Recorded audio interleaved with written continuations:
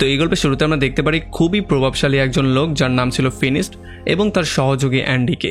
আসলে এখন তারা দুজন জঙ্গলে এসেছিল একটা মনস্টার পিগকে মারার জন্য। আসলে এই পিগটা মানুষের ফসল নষ্ট করে দিচ্ছিল, এই জন্যই তারা দুজন এই পিগটাকে মারার জন্য জঙ্গলে চলে এসেছে। যদিও অ্যান্ডি তাকে বারবার করে সাবধান করছিল যে এই কাজটা অনেকটা ভয়ঙ্কর হতে পারে, কারণ সেটা অনেক বড় মনস্টার একটা পিগ। তবে ফিনিশ তাকে বারবার করে এইটাই বলছিল যে যদি এটাকে আমি আজকে মারতে না পারি তাহলে আমার মান ইজ্জত সব মাটিতে মিশে যাবে। এই জন্য সে একাই চলে আসে সেটাকে মারার জন্য। সে তার অস্ত্র বের করে যখনই পেগটার উপরে আক্রমণ করে দেয় তখন এতে করে তার কিছুই যায় আসে না, মানে সে আলাপও পায় না। আর এই জন্য অ্যান্ডিও চলে আসে তার অস্ত্রটা নিয়ে তার উপরে আক্রমণ করার জন্য। তবে যখনই সে পেগের উপরে আক্রমণ করে তখন তার অস্ত্রটা তার নাকের মধ্যে ঢুকে যায়, যেই জন্য পেগের ঘুম ভেঙে যায়। আর চোখটা খোলার সঙ্গে সঙ্গে সে গিয়ে অ্যান্ডির উপরে আক্রমণ করা শুরু করে। তবে অ্যান্ডি নিজেকে বাঁচানোর জন্য আস্তে আস্তে করে পেছনের দিকে যাওয়া শুরু করে, কিন্তু তখনই ফিনিশ তার সামনে চলে আসে। সে পেগটাকে থামানোর সম্পূর্ণ ট্রাই করে আর তার সর্বোচ্চ শক্তি দিয়ে পেগের সঙ্গে ফাইট করার ট্রাই করে। তবে পিগের শক্তির কাছে তার শক্তি আসলে কিছুই ছিল না। পিগ শুধুমাত্র একটু শক্তির ইউজ করেই তাকে সোজা আকাশে ছুঁড়ে মারে। আর অনেকক্ষণ ধরে আকাশে ঘুরতে ঘুরতে সে আবার এসে সোজা পিগের উপরেই পড়ে। তবে যখনই এই পিগটা বুঝতে পারে তার উপরে কেউ একজন এসে পড়েছে তখন সে উড়ে অন্যদিকে যাওয়া শুরু করে। তবে এটা দেখার পরে অ্যান্ডি বুঝতেই পারছিল না কিভাবে তার বসকে সে সেভ করবে, এই জন্য সে তার কাছে একটা রশি ছুঁড়ে মারে। এখন ফিনিশ তো বুঝতে পারছিল না সে এই পিগটাকে কিভাবে তার কন্ট্রোলে আনবে, এই জন্য সে রশির দুইটা মাথা প্রথমে তার দুইটা পাখার মধ্যে লাগিয়ে দেয় আর এরপরে আরেকটা মাথা সে তার পায়ের মধ্যে আটকে যখনই রশিটাকে দিয়ে টান দেয় তখন পিগটা তার কন্ট্রোলে চলে আসে আর সে তার ইচ্ছা মতো করে পিগটাকে আকাশে ওড়ানো শুরু করে। একটা সময় ওড়াতে ওড়াতে সে পিগটা নিয়ে শহরের মধ্যে চলে আসে। তবে যখন শহরের মানুষজন দেখতে পারে এত ভয়ঙ্কর বড় একটা মনস্টারকেও ফিনিশ খুব সহজেই নিজের বশে নিয়ে এসেছে তখন তারা পুরোপুরি শক্ট হয়ে যায়। এই জন্য তারা সবাই ফিনিশের জয়ধ্বনি দেয়া শুরু করে। আসলে এই সমস্ত মানুষজনের মধ্যে বাবা ইয়াকা নামের একটা মহিলাও ছিল যে কিনা আসলে একজন জাদুকর্ণী ছিল। সে ফিনিশটের কাছে এসে বলে যে যদি তুমি এতটাই বাহাদুর হও তাহলে আমি তোমাকে একটা চ্যালেঞ্জ দিচ্ছি। আসলে আমার ঘরের সামনে একটা পাথর আছে যেই পাথরটা পানি আটকে দিচ্ছে। এখন আমি চাই তুমি গিয়ে সেই পাথরটাকে সরিয়ে ফেলো। যদি তুমি সেই পাথরটা সরাতে পারো তাহলেই আমি মনে করব তুমি একজন আসল ফাইটার, আর নয়তো আমি ভাববো এতক্ষণ তুমি যেগুলো দেখিয়েছো বা যেগুলো করিয়েছো সেই সমস্ত ব্যাপারগুলো সাজানোর নাটক ছিল। এখন এগুলো শোনার পরে ফিনিক্সের মাথা তো প্রচণ্ড গরম হয়ে যায়। তবে তবুও সে তাকে বলে যে তুমি আমাকে শুধু পাথর সরানোর চ্যালেঞ্জ করছো, এর চেয়েও বড় বড় জিনিস আমি অলরেডি সলভ করে দিয়েছি। এরপর সে তার বীরত্বের নানান গল্পগুজব বলা শুরু করে। তবে বাবা ইয়াগা কোনোভাবেই তার কোনো কথাই মানতে চাইছিল না।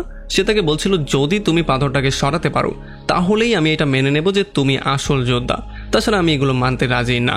আর এটা শোনার পরে এখানে সবাই হো হো করে হাসা শুরু করে, যেই জন্য ফিনিক্সের মাথা আরও বেশি গরম হয়ে যায়। এই জন্য সেখান থেকে সে দ্রুত তার বাসায় চলে আসে। এখন বাসায় আসার পরেও বাবা ইয়াগার উপরে তার প্রচণ্ড রাগ ছিল, কারণ সে এখন যেই অসাধ্যটা সাধন করলো এইটার পরে মানুষজন তার প্রশংসা করবে সেটা না করে বাবা ইয়াগার জন্য সবাই তাকে নিয়ে হাসাহাসি করছিল। আর এই সমস্ত ব্যাপারগুলোর জন্য সে সিদ্ধান্ত নিয়ে ফেলে সে এমন কোনো একটা কাজ করবে যেটা করার পরে সবাই আবারও তার প্রশংসা করা শুরু করবে।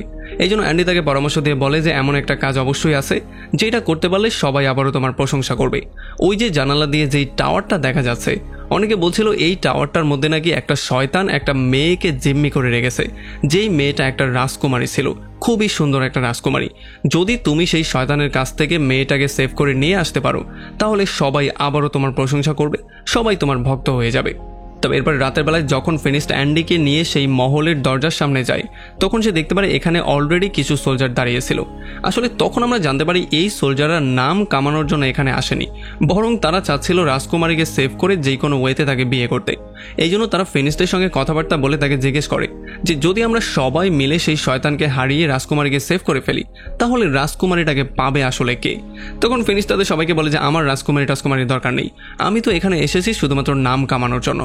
আর এরপর সে সাইডে গিয়ে অ্যান্ডিকেও এটা বলে যে দেখো আমি রাজকুমারী একেবারেই চাই না, আর আমি চাই একা এই শয়তানকে হারাতে, আমি তাদের মতো সকালের জন্য ওয়েট করতে চাই না। এইটা বলেই সে অন্য একটা দরজা দিয়ে ফাইনালি এই মহলের মধ্যে চলেও আসে। তো এখন মহলের মধ্যে আসার সঙ্গে সঙ্গেই ফিনিশ রাজকুমারীকে দেখতে পারে, আর রাজকুমারী তাকে দেখার সঙ্গে সঙ্গেই জিজ্ঞেস করে যে তুমিও চলে এসেছো মরার জন্য। তবে ফিনিশ তাকে বলে যে না, আমি মরার জন্য না, আমি তোমাকে বাঁচানোর জন্য এসেছি। এইটা শোনার সঙ্গে সঙ্গে মেয়েটা সেখান থেকে চলে যাওয়া শুরু করে। তবে যখনই ফিনিশ তাকে থামানোর জন্য তার হাতটা ধরে তখন মেয়েটা হাতটাকে ছাড়িয়ে একটা পিলারের ওই পাশে চলে যায়। তবে তখনই ফিনিশ নোটিস করে তার পেছন দিয়ে একটা ভয়ঙ্কর সাপ এসে তার উপরে আক্রমণ করার ট্রাই করছিল।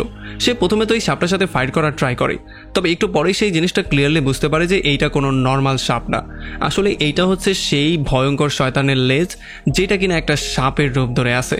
আসলে সে এখানে এই শয়তানটা এবং এই সাপটা দুইটার সঙ্গেই একসাথে ফাইট করতে এসেছে।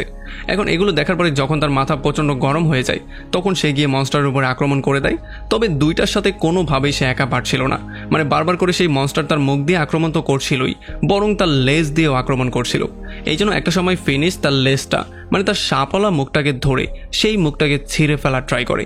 তবে যখনই সে মুখটাকে ছেঁড়ার জন্য 2 হাত দিয়ে মুখটা ফাঁক করে তখনই সেই সাপটা তার মুখে থুতু দিয়ে দেয়, যেই জন্য ফিনিস্টের পুরোপুরি চোখে দেখা বন্ধ হয়ে যায়, সে পুরোপুরি অন্ধই হয়ে যায়। তবে অন্ধ হওয়ার পরেও ফিনিশ কোনোভাবেই হাল ছেড়ে দেওয়ার পাত্র ছিল না। সে খুঁজতে খুঁজতে কোনো রকমে পা দিয়ে তার সেই অস্ত্রটা বের করে ফেলে আর সেটা দিয়ে এক এক করে বারবার করে মনস্টারের উপরে আক্রমণ করা শুরু করে। তবে হঠাৎ করেই কোথায় যেন সেই মনস্টারটা গায়েব হয়ে গিয়েছিল। সে এতবার এত রকম করে সেই টাওয়ারটার উপরে আক্রমণ করে যে একটু পরে সেই টাওয়ারটা ভেঙে পড়ে যাওয়া শুরু করে। আর এই টাওয়ারটা ভাঙার শব্দ শোনার পরে সমস্ত যোদ্ধারাও ঘুম থেকে উঠে যায়। যখন অ্যান্ডি দেখতে পারে টাওয়ারটা ভেঙে চুরমার হয়ে যাচ্ছে তখন সে সোলজারদেরকে নিয়ে দ্রুত মধ্যে চলে আসে। মধ্যে এসে তারা না রাজকুমারীকে পায় না তারা সেই ভয়ঙ্কর শয়তানটাকে পায়, তারা শুধু পায় ধ্বংসস্তূপের নিচে চাপা পড়ে থাকা ফিনিশকে, যে কিনা আস্তে আস্তে উপরে ওঠার ট্রাই করছিল। আর এখানে যখন অ্যান্ডি জানতে পারে ফিনিশ তার চোখের আলো হারিয়ে ফেলেছে তখন সে সেখান থেকে তাকে দ্রুত তার বাসায় নিয়ে আসে। আসলে এখন চোখের দৃষ্টি হারিয়ে ফিনিস্টের মাথা অনেক বেশি গরম হয়েছিল, সে কথায় কথায় রাগ দেখানো শুরু করে দিয়েছিল। আর এই সমস্ত ব্যাপারগুলো কোনোভাবেই অ্যান্ডি সহ্য করতে পারছিল না। এই জন্য ফিনিস্টের সাহায্য করার জন্য সে চলে আসে বাবা ইয়াগার কাছে সাহায্য চাওয়ার জন্য। আর যখন সে ফিনিস্টের সম্পর্কে সমস্ত ব্যাপারগুলো বাবা ইয়াগার কাছে খোলামেলা করে বলে তখন বাবা ইয়াগাও তাকে সাহায্য করতে না করে দেয়, কারণ যখন তার সাহায্যের দরকার ছিল তখন ফিনিস্টও তাকে সাহায্য করেনি। আর যখন এগুলো এসে অ্যান্ডি ফিনিস্টকে বলে তখন ফিনিস্ট অনেক বেশি আপসেট হয়ে যায়। যাই হোক, এখন এমন করে করেই সময় পার হওয়া শুরু হয়ে যায়। আমরা দেখতে পারি ফিনিশ চোখের আলো ছাড়াই চলাফেরা করা শুরু করে। যদিও এই জিনিসগুলো তার জন্য অনেকটা ডিফিকাল্ট ছিল, তবে এখন যেহেতু তাকে বাধ্য হয়ে এটা করতেই হচ্ছে এই জন্য কষ্ট হলেও সে ব্যাপারগুলোর সাথে মানিয়ে নেওয়ার ট্রাই করছিল। আস্তে আস্তে করে অ্যান্ডিও তার কাছে আসা বন্ধ করে দিয়েছিল, যেই জন্য ফিনিশদের নিত্য প্রয়োজনীয় কাজগুলো করতেও অনেক কষ্ট করতে হতো। যেমন সে বাজার থেকে যখন খাবার দাবার কিনে বাসার দিকে ব্যাক করার ট্রাই করতো তখন ঝুড়ি থেকে বাচ্চারা তার ফলমূল চুরি করে নিয়ে যেত।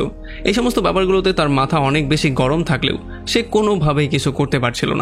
একদিন যখন সে বাসায় আসে তখন তার সাথে মিট করতে অ্যান্ডি চলে আসে, তবে অ্যান্ডিকে দেখার পরে তার মাথা আরও বেশি গরম হয়ে যায়। এই জন্য সে অ্যান্ডিকে বলে এখান থেকে চলে যাওয়ার জন্য। সে বলে যে আমার কাছে তোমাকে দেওয়ার মতো তেমন কোনো কাজই নেই, তুমি গিয়ে বরং অন্য কাজ খুঁজে নাও। যাই হোক, এমন করে করে ফাইনালি সেই দিনটাও চলে আসে যেই দিন ফিনিস্টের সমস্ত টাকা পয়সা শেষ হয়ে যায়। এখন ফিনিস্টের কাছে বাজারে গিয়ে ফল কেনার মতো তেমন কোনো টাকাও ছিল না। এই জন্য ফিনিস্ট বাজারের পচা যেই ফলগুলো ফেলে দেওয়া হয় সেখান থেকে ফলমূল খাওয়া শুরু করে। একদিন যখন সে বাজারে গিয়ে পচা ফলগুলো খাওয়ার জন্য ট্রাই করে তখন সেখানে সে কোনো পচা ফলই পায় না। এই জন্য প্রচণ্ড আপসেট হয়ে সে তার ঝুড়িটা নিয়ে সেখানে বসেছিল।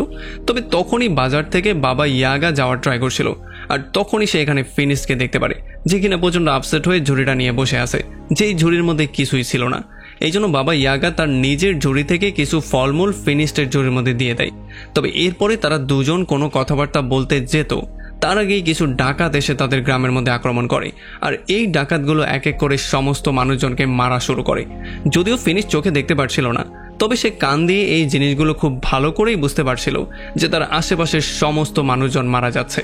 এরপরে যখনই কিছু ডাকাত এসে ফিনিস্টের উপরে আক্রমণ করার ট্রাই করে তখন চোখের আলো না থাকা সত্ত্বেও ফিনিশ শুধুমাত্র শব্দ শুনে শুনে 2-3টা ডাকাতের সঙ্গে একাই ফাইট করছিল।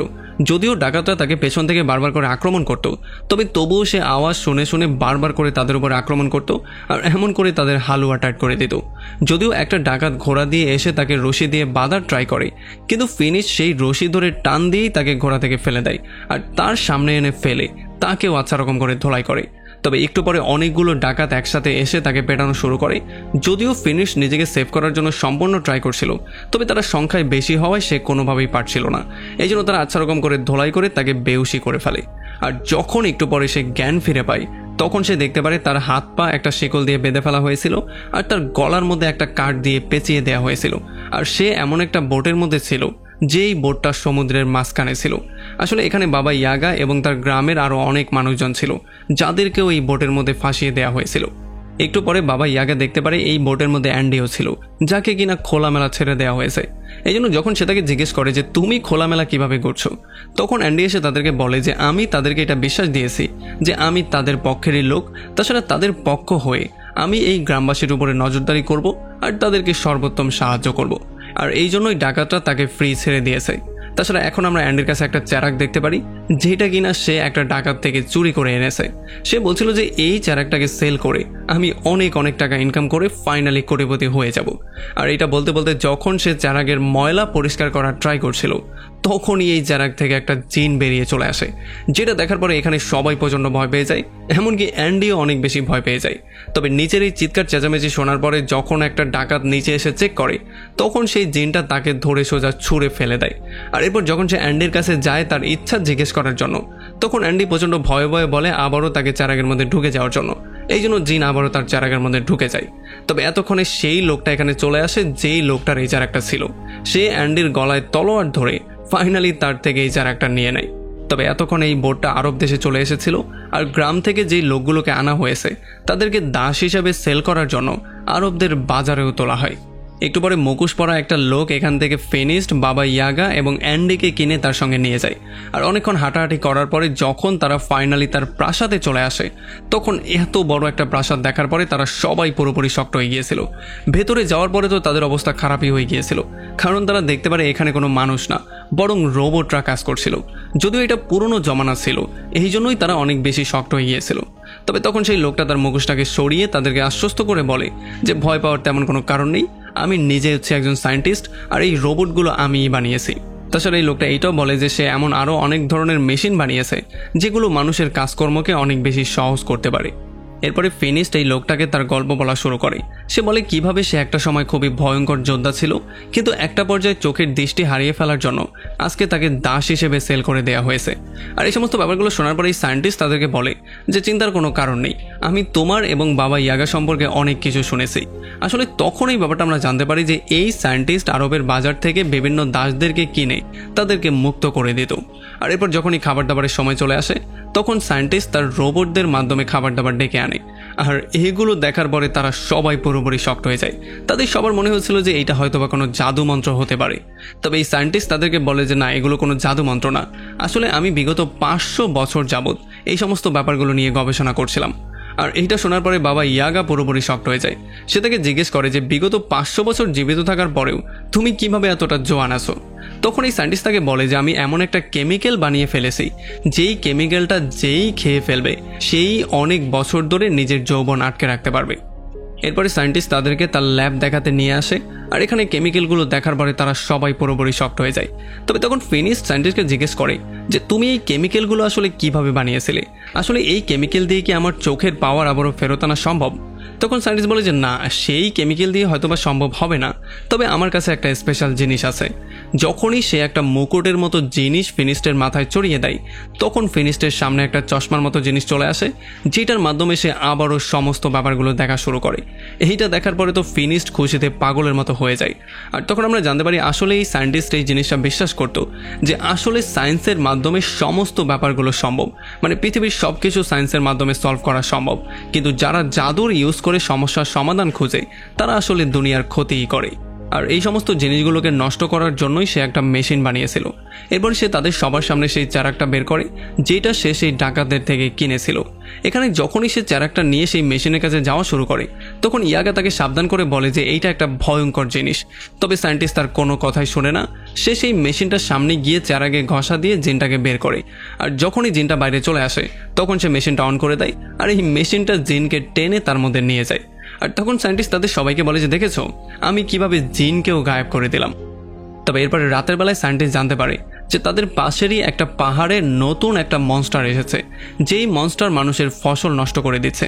এই জন্যই সায়েন্টিস্ট বলছিল যে এই মনস্টারকে তো যে কোনো ওয়েতে শেষ করতেই হবে। আর যখনই ফিনিশ শুনতে পারে যে এই মনস্টারের মুখটা দেখতে সিংহের মতো আর লেজটা দেখতে সাপের মতো, তখন সে খুব ক্লিয়ারলি বুঝতে পারে যে এই মনস্টারটা হচ্ছে সেই মনস্টারটা যেটাই তাকে অন্ধ করেছিল। এই জন্য সে তার সঙ্গে যাওয়ার জন্য জেদ করা শুরু করে। সে বলে যে আমিও আপনার সঙ্গে গিয়ে তাকে মারতে চাই, কারণ তার থেকে আমার প্রতিশোধ নিতে হবে।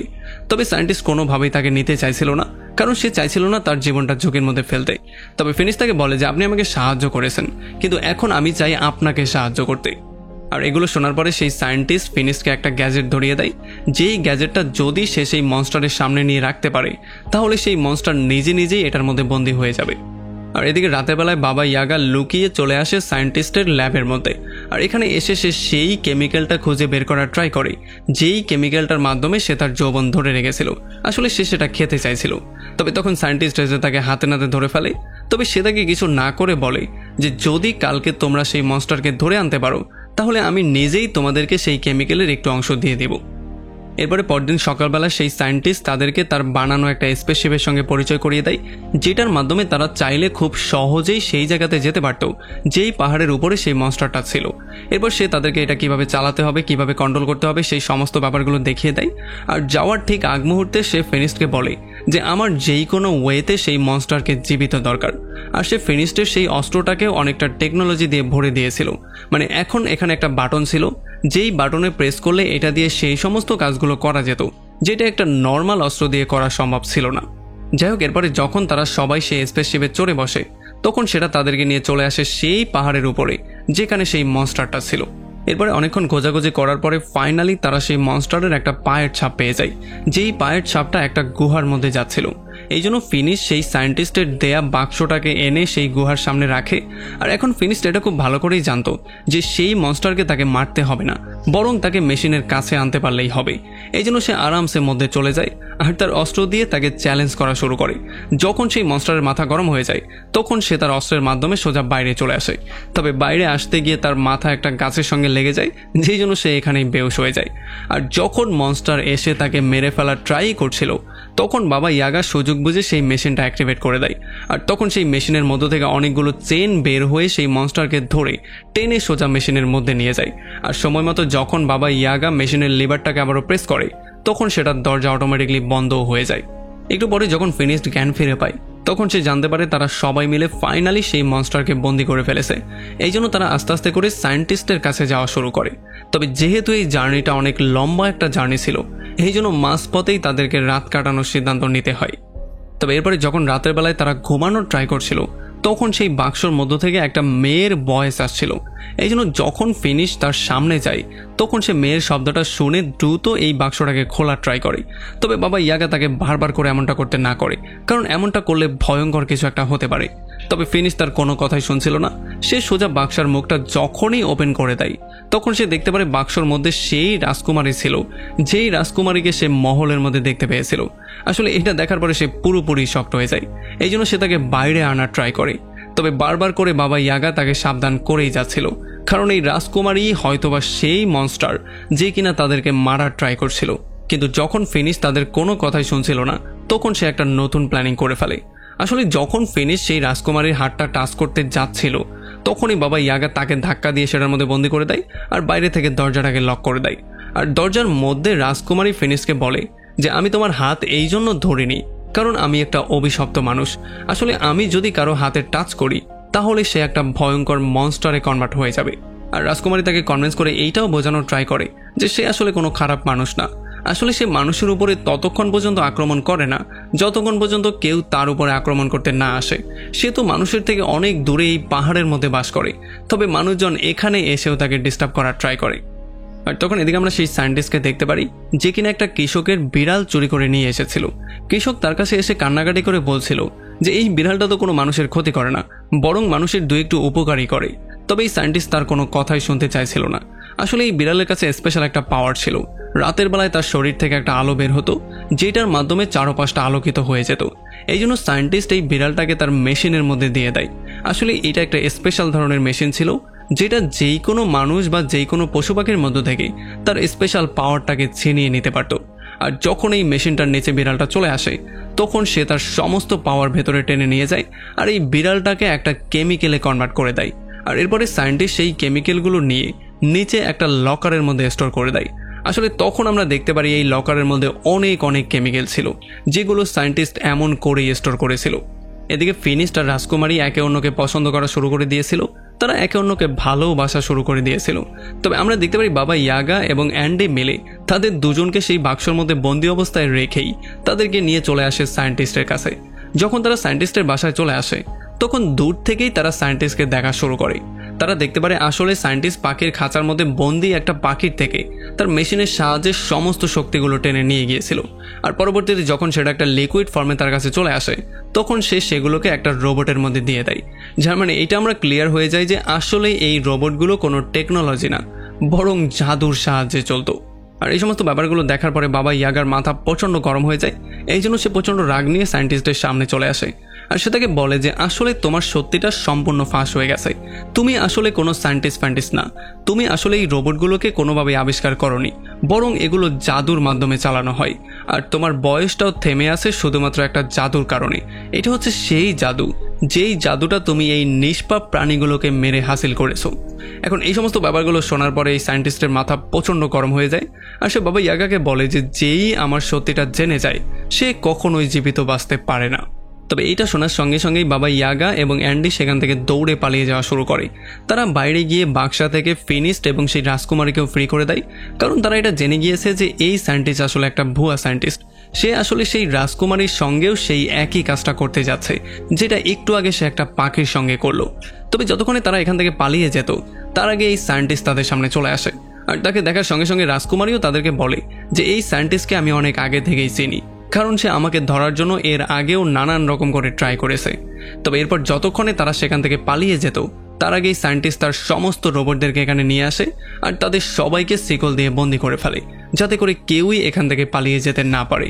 আর এরপর তার মেশিনটার সাহায্যে সে রাজকুমারীর মধ্য থেকেও তার সমস্ত পাওয়ারগুলো টেনে নিয়ে যাওয়ার ট্রাই করে। যদিও এগুলো দেখার পরে ফিনিশ তাকে বাঁচানোর জন্য সম্পূর্ণ ট্রাই করছিল, তবে যেহেতু সে বাধা অবস্থায় ছিল এই জন্য সে চাইলেও কিছু করতে পারছিল না। যদিও সে তাকে বাঁচাতে পারেনি, তবে সে কোনো রকমে গিয়ে তার হাতটাকে টাচ করে ফেলে যাতে করে সে একটা মনস্টারে কনভার্ট হয়ে যায়। আর মনস্টারে কনভার্ট হওয়ার সঙ্গে সঙ্গেই রাজকুমারীর সমস্ত শিকল ছিঁড়ে সেখান থেকে দ্রুত বেরিয়ে চলে যায়। আর এখানে হট্টগোলের সুযোগ পেয়ে দ্রুত ফিনিশড বাবা ইয়াগাও সেখান থেকে পালিয়ে চলে আসে। তবে সেই সায়েন্টিস্টের লোকজন তাদেরকে ফলো করা শুরু করে আর একটা পর্যায়ে বাবা ইয়াগা নিজেকে বাঁচানোর জন্য তার নিজের জাদুর ইউজ করার সিদ্ধান্ত নেয়। সে কিছু তরমুজের বীজ যখন আকাশে ছুঁড়ে মারে তখন হঠাৎই সেগুলো বড় বড় তরমুজ হয়ে তাদের উপরে পড়া শুরু করে। অন্যদিকে সায়েন্টিস্টও তার সবচেয়ে বড় রোবটটাকে বের করার সিদ্ধান্ত নেয়, কারণ যেহেতু বাবা ইয়াগা এবং ফিনিশড এই সমস্ত ব্যাপারগুলো জেনে গিয়েছে এই জন্য তাদেরকে বাঁচিয়ে রাখলে তার রহস্যটা ফাঁস হয়ে যেতে পারে। এই জন্য যে কোনো মূল্যে সে তাদেরকে ধরতে চায়। যদিও অ্যান্ডি তাকে বুঝিয়ে বলার ট্রাই করছিল যে আমাদের কাছে যতগুলো কেমিক্যাল আছে সেগুলো অনেক বেশি আছে, তবে সায়েন্টিস্ট কোনোভাবেই তার কথা শুনতে চাইছিল না। আর যখন সে তার সবচেয়ে বড় কচ্ছপের রোবটটা বের করে তখন তার মহলটা ভেঙে চুরমার হয়ে যায়। আর এরপর যখন সে বাবা ইয়াগা এবং ফিনিশডকে ফলো করা শুরু করে তখন সে এক এক করে তাদের উপরে কামান মারা শুরু করে। এগুলো সহ্য করতে না পারে ফিনিশ বাবা ইয়াগাকে বলে যে তুমি যেই কোনো মূল্যে তার মনোযোগ অন্যদিকে নেওয়ার ট্রাই করো, আর ততক্ষণে আমি এই রোবটের উপর আক্রমণ করে এটাকে উল্টে দেওয়ার ট্রাই করছি, কারণ যদি এত বড় একটা মেশিন একবার উল্টে যায় তাহলে এটা সোজা করা এতটা সহজ ব্যাপার হবে না। এই জন্য যখন বাবা ইয়াগা তার মনোযোগ বিচ্ছিন্ন করার জন্য তার সামনে এসে দাঁড়িয়ে যায় তখন এই রোবটটা তার সামনে এসে সেই মেশিনটা অন করে দেয়, যেটা দিয়ে তার সমস্ত পাওয়ারগুলো মধ্যে টেনে নিয়ে যাওয়া হচ্ছিল।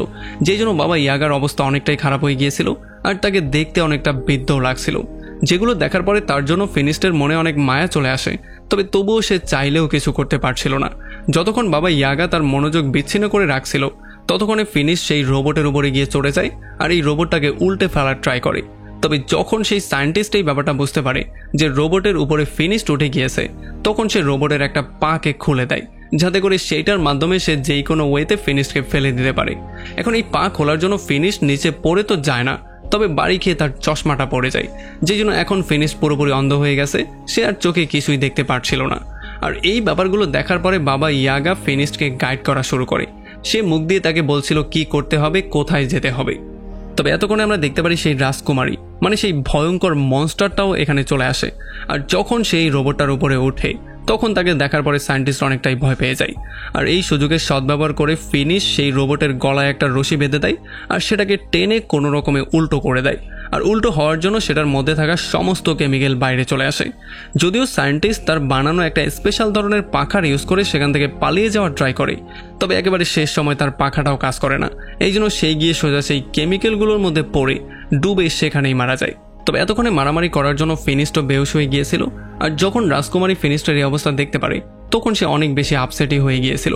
আসলে সে যেহেতু তাকে ভালোবাসতো এই জন্য সে ভয় পাচ্ছিল যে তার কিছু একটা হয়ে গেল কিনা। এই জন্য যখন সে কান্নাকাটি শুরু করে দেয় আর তার চোখের এক ফোঁটা পানি গিয়ে ফিনিস্টের চোখে পড়ে, তখন হঠাৎই ফিনিস্ট জ্ঞান ফিরে পেয়ে যায়। আর জ্ঞান ফিরে পাওয়ার পাশাপাশি সে এখন চোখ দিয়েও সমস্ত ব্যাপারগুলো দেখতে পাচ্ছিল, মানে তার চোখের পাওয়ারও ফিরে এসেছিল। এই জন্য তারা দুজন একে অন্যকে আবারও কিস করা শুরু করে আর ফিনিস্ট রাজকুমারীকে তার সঙ্গে থাকার জন্য অফার দেওয়া শুরু করে। তবে রাজকুমারী শেষ মুহূর্তে তাকে না করে দেয়। সে বলে যে আমার অভিশাপের কারণে আমি কোনোদিনও চাইলেও তোমার সঙ্গে থাকতে পারবো না। এই জন্য ফিনিস্ট প্রচণ্ড মন খারাপ করে তার সমস্ত সঙ্গীদেরকে সঙ্গে নিয়ে আবারও তার গ্রামে ব্যাক করে। তবে এত বড় একটা কাজ করার পরেও ফিনিস্টের মন একেবারেই হ্যাপি ছিল না। সে সবসময় সেই রাজকুমারীকে নিয়ে চিন্তাভাবনা করতো, এই জন্য তার মন সবসময় আপসেটই হয়ে থাকতো। অন্যদিকে যখন বাবা ইয়াগা আবারও তার যুবতী বয়সে ফিরে আসার ট্রাই করছিল, তখন ফাইনালি সে রাজকুমারীর এই অভিশাপটাকে সরানোর একটা ওয়ে পেয়ে যায়। এই জন্য সে সেই বইটা নিয়ে দ্রুত ফিনিস্টের কাছে এসে খুশি খুশি তার সঙ্গে ব্যাপারগুলো শেয়ার করা শুরু করে। সে তাকে বলে যে আসলে রাজকুমারীকে এই অভিশাপটা ইচ্ছা করে দেয়া হয়েছিল, এখানে রাজকুমারীর তেমন কোনো দোষ ছিল না। এখন তাদের পরবর্তী মিশন হবে রাজকুমারীকে অভিশাপ মুক্ত করে তাকে আবারও একটা নর্মাল মানুষে ব্যাক করানো। তবে হয়তোবা এই পর্বে সেটা সম্ভব হবে না, দ্বিতীয় কোনো মুভিতে সেই কাজটা করা হবে, যেটা এখনও রিলিজ দেয়া হয়নি। কারণ আপাতত এই পুরো মুভিটা এখানেই শেষ হয়ে যায়।